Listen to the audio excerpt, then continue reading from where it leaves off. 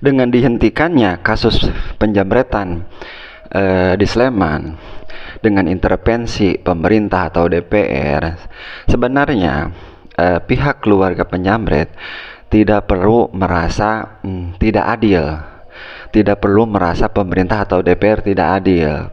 Karena yang harus kita pahami adalah ketika polisi melakukan SP3 terhadap kasus penjamretan, sebenarnya itu sudah benar, hanya saja alasannya yang salah. Karena masih ada individu yang terlibat dari kasus tersebut yang mungkin saja masih bisa dipidanakan. Jadi alasannya harusnya bukan karena penjamretnya sudah tewas atau meninggal, harusnya di SP3 karena alasan pembelaan diri. Namun kemudian jika pihak keluarga dari penjamret ini keberatan, maka tetap bisa melakukan upaya hukum dengan menuntut korban jamret ini dengan tuduhan kekerasan yang mengakibatkan kematian. Jadi membuktikan bahwa ini bukan hanya sekedar pembelaan diri semata gitu, dengan bukti-bukti yang cukup. Hanya saja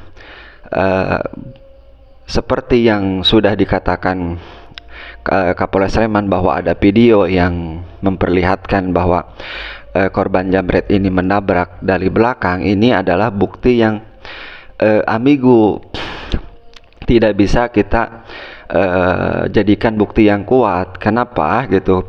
Seperti yang sering saya dengar ketika masih kecil, bahwa ketika terjadi kecelakaan maka dilihat jika kerusakan yang kendaraan bagian depan, maka itu adalah disebut pelaku. Namun jika kerusakannya bagian belakang, maka itu bisa disebut korban. Ini perspektif yang ambigu yang kemungkinan bisa dimanfaatkan oleh pelaku tindak kriminal untuk melakukan kejahatan dan kemudian mengintimidasi pihak korbannya. Jadi kita harus melihat kasus kejadian penjamretan ini dalam dua kasus. Yang satu adalah kasus penjamretan yang mengakibatkan kematian, yang kedua adalah kekerasan yang mengakibatkan kematian. Nah, setelah pihak korban kekerasan yang mengakibatkan kematian ini melakukan upaya hukum, kemudian polisi bisa mengupayakan mediasi atau restoratif justice.